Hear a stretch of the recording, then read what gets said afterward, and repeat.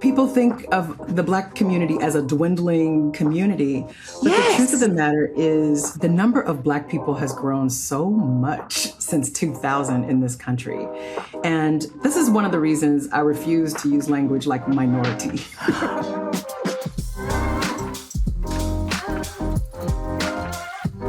Hi, everybody. Welcome back to America Who Hurt You. I am your host, Sarah Jones. And as you probably know, this is the pod where we sit with the people who are waking us up to the truth, even as our leaders are constantly falling asleep. One of the people who is really opening my eyes right now is Dr. Monique Couvson. She's an award-winning author and TED Talker, recognized by Time Magazine as a racial justice closer and by the Root 100 as one of the most influential African Americans.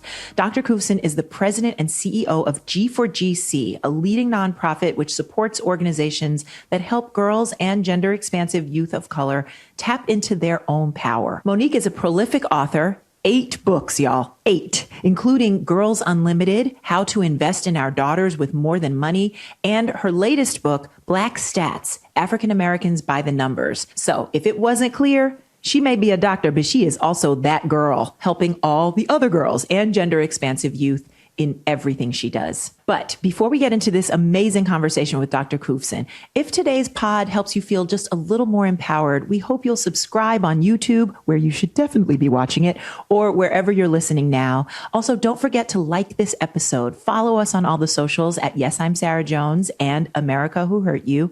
And you can subscribe to our Substack. All of that really supports the work we're doing here, and it'll help us keep going in the future. Now, without further ado, enjoy this conversation with the brilliant Dr. Monique Couvson. My friend Monique is here. I'm so excited to do this with you. First of all, this podcast is about, helping us get through these. I mean, at this point, I'm like, I have run out of adjectives for what the shenanigans that are shenaniganing these days. But you have your perspective on so many things, right? You're an educator, you're a researcher, you are a doctor. Let's be clear. I was saying, I'm not going to call you Dr. Couvson all the way through the interview, and then realizing there was an experience you had. Who was it again? What was it? It was a radio show? It was a radio show. Where somebody just could not call you doctor. And I'm like, what is that about? They couldn't bring themselves to do it. Yeah, they couldn't bring themselves to do it. And it is what it is. It taught a valuable lesson about when and where I demand to be called doctor. But you are my sister in this work, and so let's just have a conversation. Dr. Sister. No. So this is the thing, right? Everything comes back to the work that you do in a certain way. It's the 250th anniversary of this wild experiment. And I think of you as one of the people who helps build the guardrails for how we think and how we look at, the truth, which is the only thing that sets us free. One of the things I love that you say is that education is freedom work, which I think everybody should have that like on a t-shirt, and because we are uneducated as a country, right? And a lot of times I know you're talking about girls for whom you've advocated for so long. I first came in contact with your work through Push Out, such an incredible book, such an incredible documentary. But for folks who are brand new to you, how do you kind of introduce people to you? I think I try to approach this by saying I wear many hats in community. And sometimes if I were to describe the things I do, it would be that I try to situate myself as a catalyst for transformative work as it relates to how the society engages girls and people of color.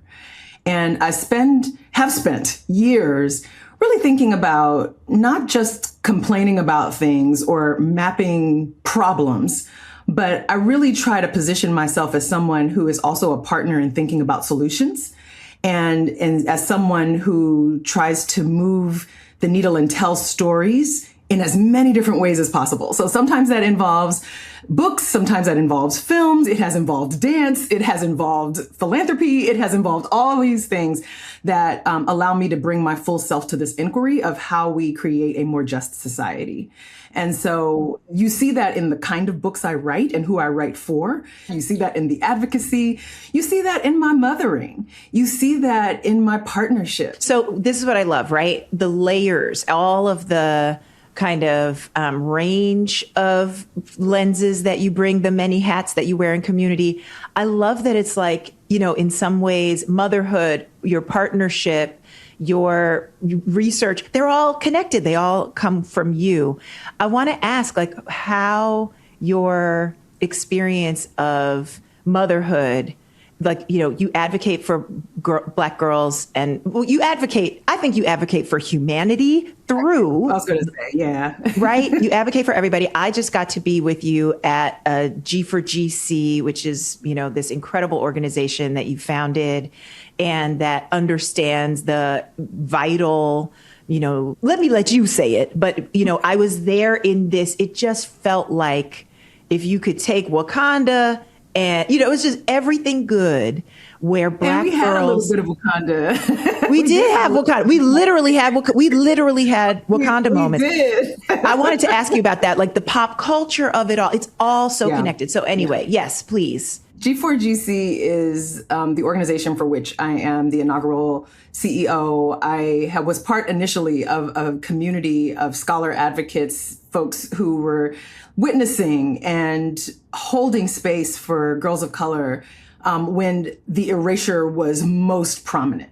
Where there were conversations about what was happening with men and boys in our communities. And many of us, myself included, were very clear that we could not advocate and move resources to the betterment of men and boys of color and not do that same thing for women and girls of color. So even in the conversation, it's not either or. It's not either or, right? You know, I always said that they're sharing conditions, they're sharing homes, they're sharing experiences. And so we couldn't make an investment in one to the exclusion of the other. And so G4GC emerged. I was brought in to make it an organization. We have a robust gender analysis because we are very clear that though we started really thinking about girls and people who identify as girls of color, that those who identify as girls of color were also identifying in fluid ways. And so we didn't want our language to participate in the erasure. We didn't want our language and our programming and our resources not to acknowledge the dynamic nature of how Gen Z, the young people that we're resourcing and Gen Alpha now, are experiencing the world. And so that's why we call ourselves G4GC. I was really happy that you came and were a part of our convening because that was a chance for us to bring our community together, right? It was a chance for us to be our full selves. It was a chance for us to not I always say we don't really do philanthropy the way philanthropy has been done in the past. What I'm trying to activate at G4GC is what I call our grandmother's philanthropy. Because for most of us, our grandmothers are feeding us, our grandmothers are loving us, our grandmothers are holding us, our grandmothers are telling us stories and amplifying our stories out into community. Our grandmothers are keepers of culture in a lot of ways, and they also will resource us with what they have. They don't hold back. I love that. I love that. And they, you know, our grandmothers keep us safe. There was so much safety at the convening. There was so much, just a place where, and I felt this. I mean, there were little baby DJs. I shouldn't even call them little baby DJs. They were like 13, just like, they were like, get on the floor. I was like, yes, 13-year-old, I will get on the floor. Like, it was so amazing. And I love the kind of connections between, you know, to translate for those who are not as familiar with philanthropy, or maybe they hear philanthropy and in their mind, it's like, oh, Bill Gates, you know, has X amount of money and can throw it at people. I love that you represent, especially as a Black woman, you know, I called you a founder. I think of you as the founding mother, right? Like you helped it become this kind of, as you're saying, it's a home, it's a family, it's a place where resources. And can you give me this statistic? Because I might be wrong about this, but I think I've heard something like only 1% of all or something, 2%, something terrible like that, of philanthropic giving reaches girls of color or Black girls. Please correct me on that. Yeah, so 2% of all philanthropic giving reaches women and girls, but less than 1% reaches girls and women of color. And so when we're talking about the abysmal investment that's been made in our community that produces so much for the world, and it's mind-boggling. And, I refuse to celebrate 2%. I refuse to celebrate the fact that we still continue to collect data in a way that facilitates the erasure of our communities, that we continue to under-resource our communities, but expect so much and demand so much from them, especially during election season, but that we think about who we're building and how we're growing people. The vast majority of the organizations that we resource, when I go and talk to them and visit them out in community, I'm running into girls who want to talk about what their dreams are. They want to talk about what they want to be when they grow up. They want to talk about play. They want to talk about having access to sanitary and feminine hygiene products. They want to talk about things that facilitate well-being in their own lives that often are not a part of our philanthropic conversations or considerations or priorities, right? And we tend to think about, if the money goes to women, so much money has been moving to women, so it'll sort of trickle down to the girls. But girls themselves right now in real time are doing transformative work and require our investments. And they're the experts. That's the thing that G4GC, that I love about you all, is you're like, hey, the board needs to have girls and gender expansive young people on it. And that, I think most people, we still live in a society. Well, there's so much I want to say, because you talked about being a mother and how that impacts, like how that's a major facet of your life, your work, who you are. And it made me think data is so important. If we don't have numbers, we see what they're doing. They literally can erase. They can wipe people off the map. They can do anything when we don't have the data. So your newest book, Black Stats, African Americans by the Numbers, it's like a mirror that you're holding up to us. And I'm so curious about, how that's helping shape, pop culture. Like everybody can benefit from knowing who we are, where we are, all of that. So, yeah. Yeah, absolutely. Thank you for mentioning it. When I first wrote Black Stats, the first edition was published in 2014. And it was the first time that there had been sort of a trade paperback that looks at data and a snapshot of Black life. It was important to do that then because I felt that there were a lot of rumors floating around, a lot of myths floating around, and I wanted to just pull the data, pull what the research says. And do you mind if I drill down for a second? Because I'm thinking back to 2014, the times that we were in, Black Lives Matter, like kind of bubbling up for folks, some folks for the first time. What were you seeing then? What were those myths? Some of those myths were that, there are more Black men in prison than there are in college. That was a myth, not true. Wow. Some of the myths were that the girls are fine and that they don't require our resources. That was not true. When you start to map the data, you start to see where people experience pain, but you also start to see that the narrative of Black America is so much more and so much greater than the harms that we experience disproportionately. When people think and hear statistics, even when I talk about it publicly, people are like, oh, I don't want to be a statistic. And I'm like, we're all statistics. But it's about what side of the statistic you want to be on. Which statistic do you want to be a part of? Right. If you alive, you a statistic. Like you want some of it. You're part of, and so, part of it was to reframe what people think of when they think of a statistic. Right? When they think about data, it is not only about mapping pain points. It is also about mapping progress. It is about showing how many more Black people have college degrees now. It's about showing how many more Black people are able to enter spaces where there has been historical, underrepresentation.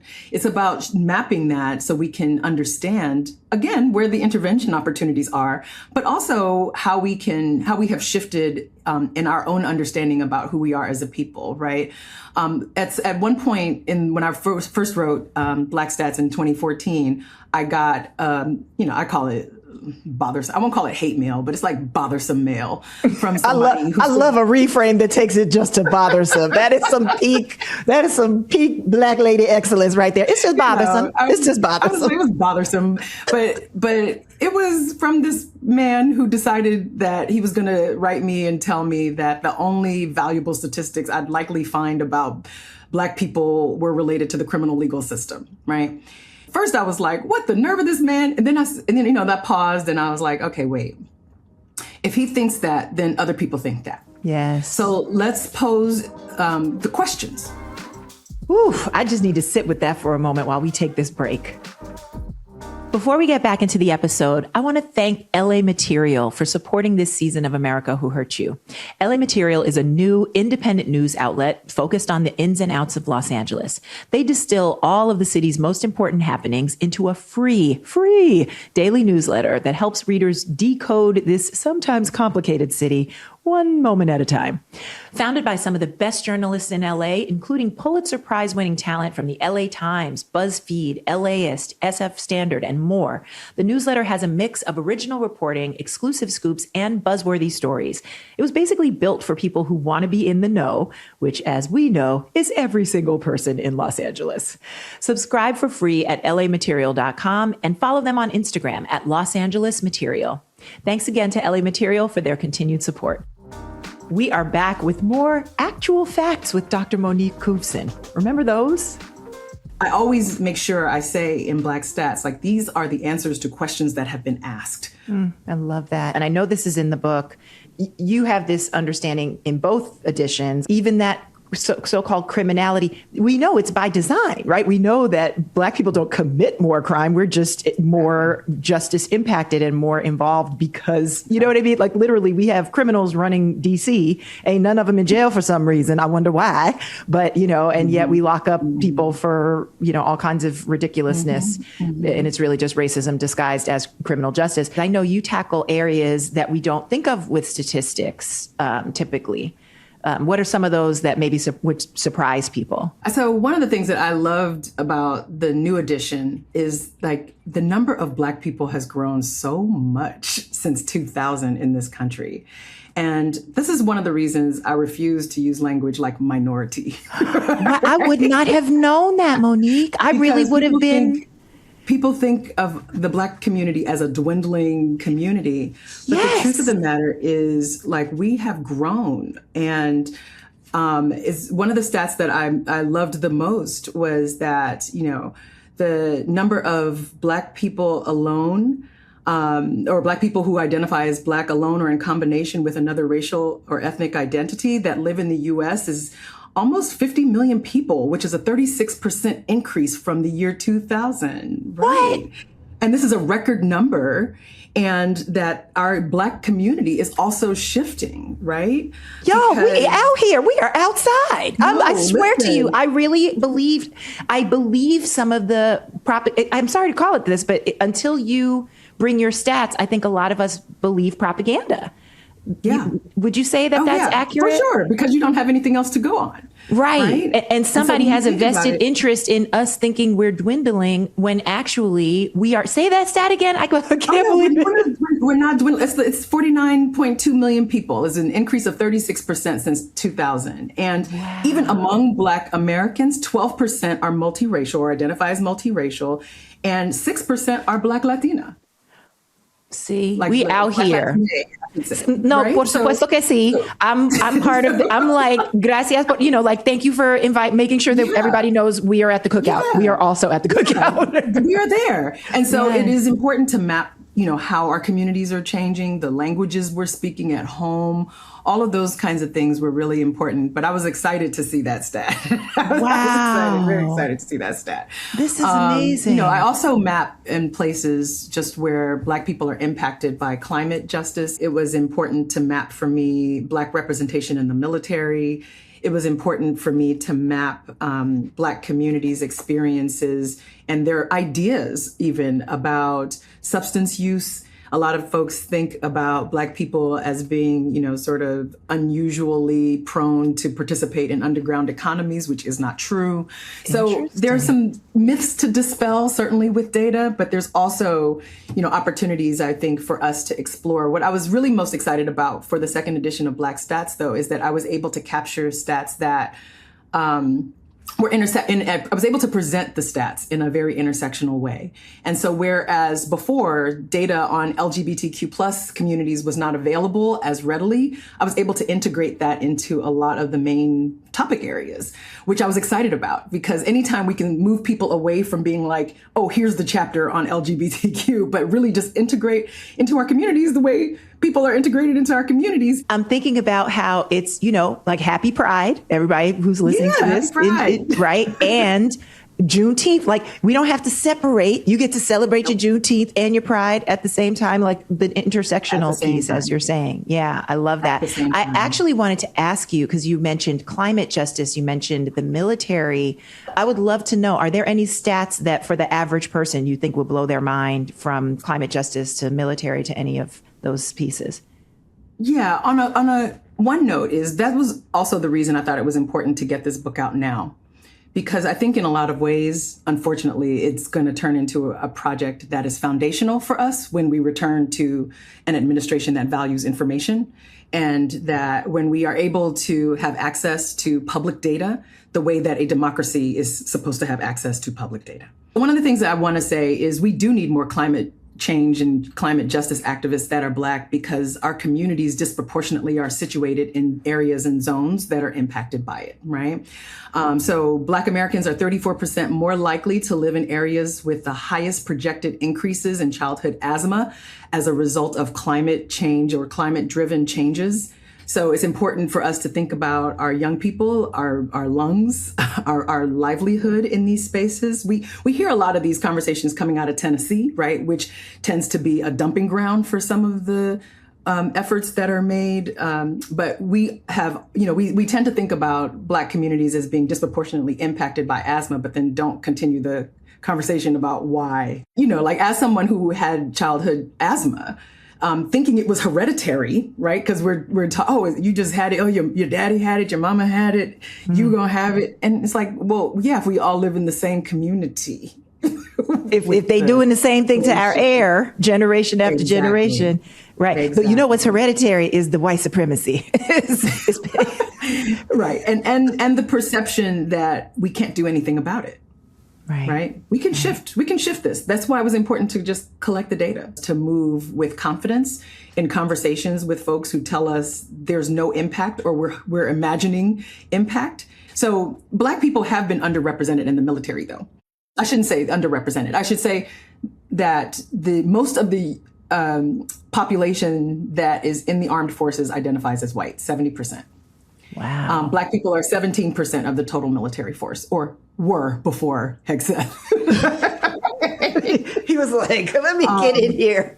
Yeah. I mean, 24% of those enlisted in the Army are Black, right? But when you start to look at officers, that's when that number starts to dwindle, right? So who's on front lines, which we've known, and who's in leadership, which we've known, which is part of the reason why those very opportunities are under attack right now, when there is an effort to reduce people and to subjugate people in ways that are not healthy for any democracy. I remember growing up so I'm old, right? So I remember growing up with Schoolhouse Rock, and there was this little Saturday cartoon where they would talk about the Great American Melting Pot, right? Yes, and it was like, hippie, the Great American Melting Pot, right? I remember being all young and excited about the Great American Melting Pot. And I lived in San Francisco, and I was like, my friends are everything, and I eat all the foods. And it was great. And then it was like, oh, is this real?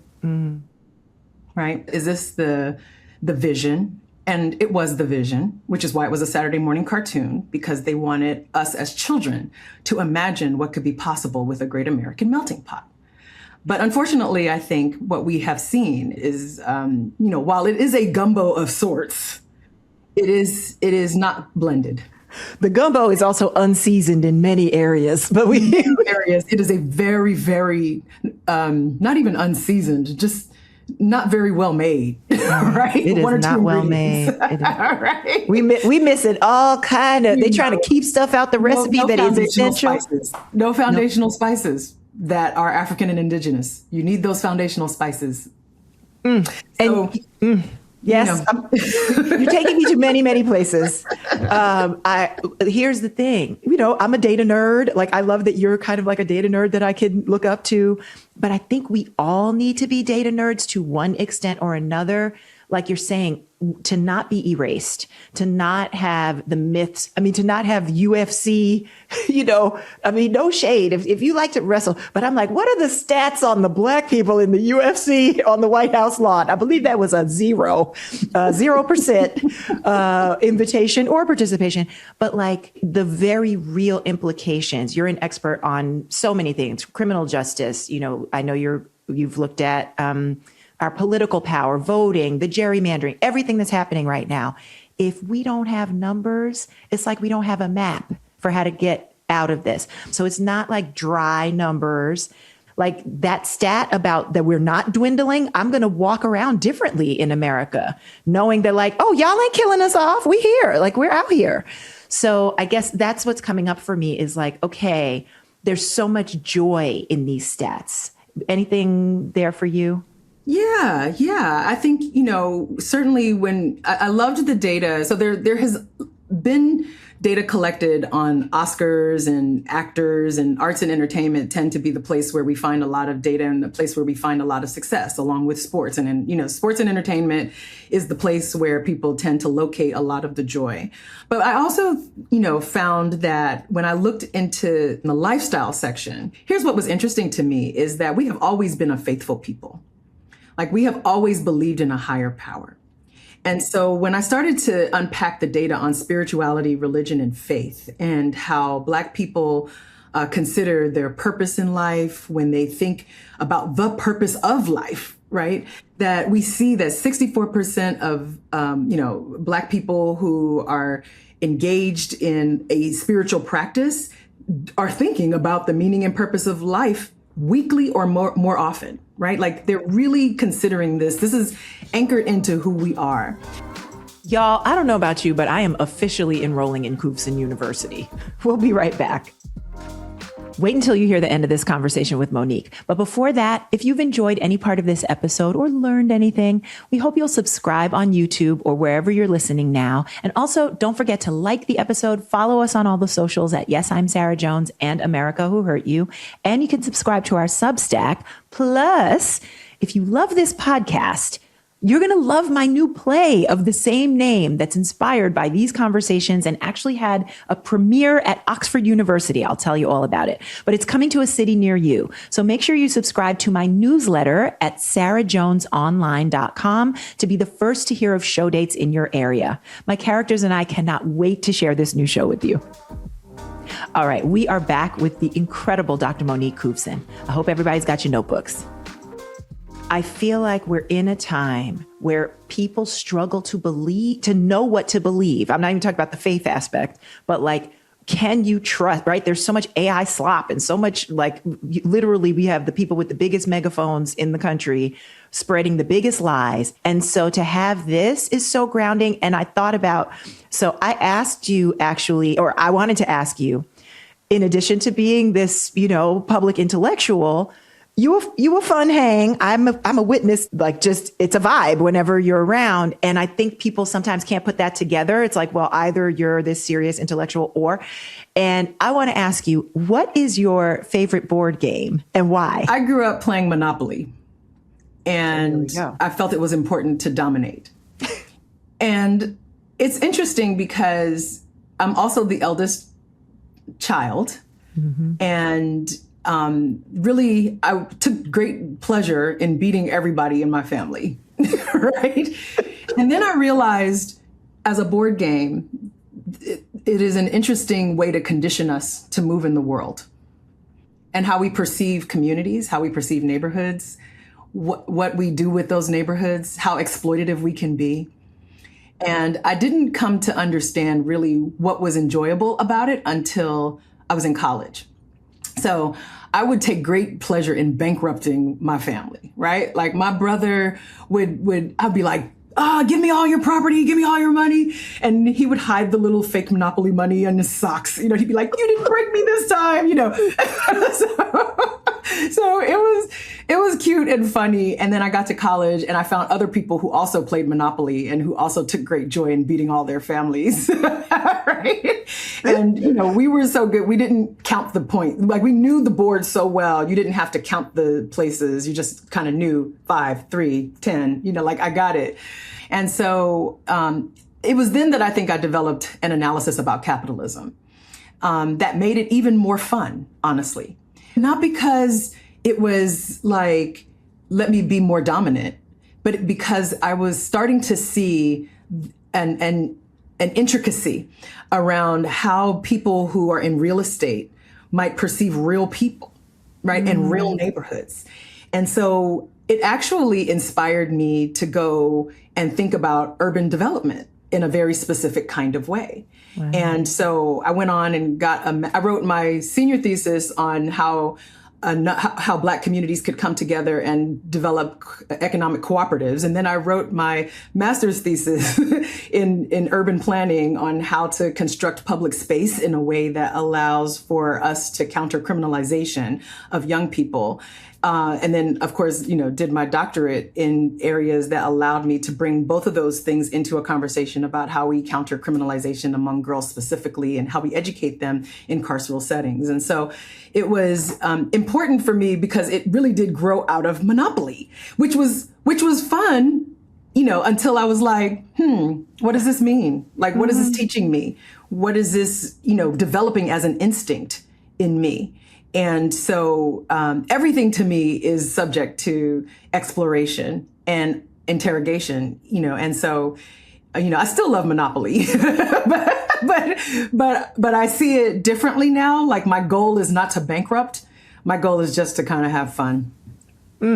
Oh my God. I've never heard an analysis. I know this about Monopoly. I was the one who was like, Baltic Avenue, y'all go pay me I was really in there.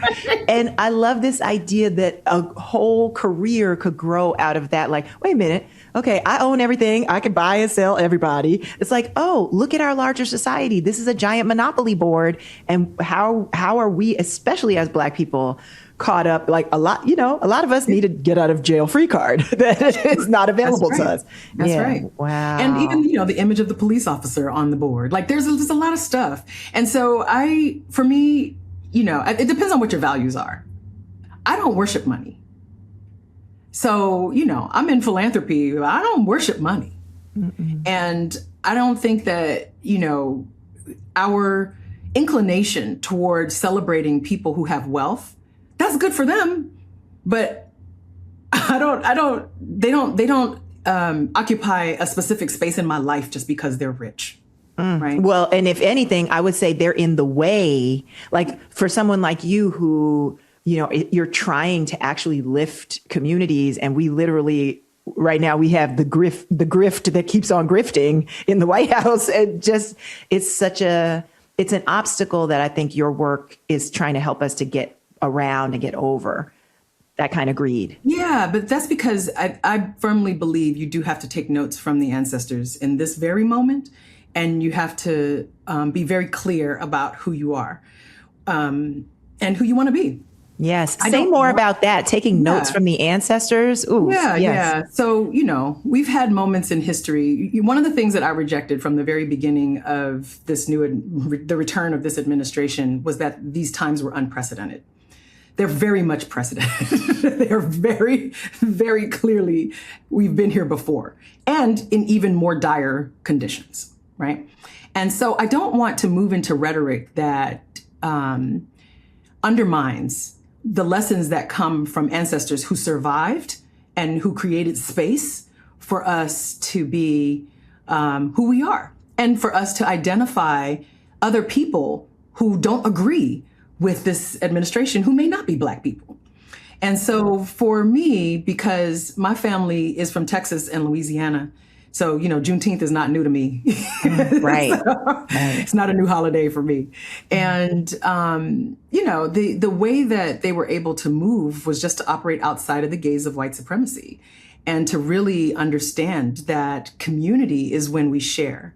One of the things that I shared that comes directly from my grandmother is my mother had a conversation with my grandma about how she survived the Great Depression. And my grandma said, what depression? We ate every day. And when I thought about that, and when I observed my own, or I reflected on my own childhood, walking with her to her neighbors to share food, she had a farm. So she would share the goods from her farm with the other people who had a farm, and they made sure everybody was eating, that I was like, these are ways that we get through tough times. We make sure we build community. But also, I'm from California. And so I, would go to Yosemite. And one of the things we learn about the black bears is you don't get small to try to move a bear away. You get your people together and you get big. Exactly. So when you get big, the bear is like, forget it, and goes away. So I was like, the way to move the bear out of your way is not to get small. The way to move the bear is to get your people and get big. And so the way we think about how we need to navigate these scenarios right now are often siloed because we're taught that we are in silos, or we're taught that we are separate. There's a reason folks are trying to get, moved out, because the bigger you are, the more you're able to understand what you share in common, what you have in common. We're a human species. We're all human, right? And the efforts to dehumanize, the efforts to render folks sort of subject to ridicule just because of who they are, where they come from, that to me is just ridiculous. And so when I take notes from the ancestors, I think about all the ways that they were able to not only overcome the obstacles, but ways that they were able to build community in ways that allowed them to thrive. So in every chaotic scenario, there's always a lane that is not experiencing the chaos. Our goal is to find the lanes, multiple, and live in those spaces until we have the power to, get bigger, to move things forward. I don't think that when I say stay in the lane or think about the lane, that means shrink and get small and disappear. I mean, it means consolidate. It means, for us to get even more specific around what it is that we require in this moment, and then work collectively to build out strategies that get us to that place. So that's how my brain works. And the other thing that the ancestors remind us is that we continue to have joy, right? Like, Black people are hilarious. I love being Black, and I love our comedy. And I love how we can communicate just with eyes. I love how we communicate with nonverbal cues. And so, I want us to remember that, right? Remember that we can dance. Remember that we can move our bodies. Remember to run. Remember to sleep. Remember to drink water. Remember to eat foods that will not kill us, right? Like, to think about, let go of the microwave a little bit and, come back to the foods that, we grow out of the ground, and, we can put those in our bodies in safe ways. So, some of this is my age speaking, and some of this is just what I have learned over time for us to, because, I started in this work as an advocate at 16, and I've been in it a long, long, long time. So I think we remain sane in this work, and we remain sane when we are in community with each other.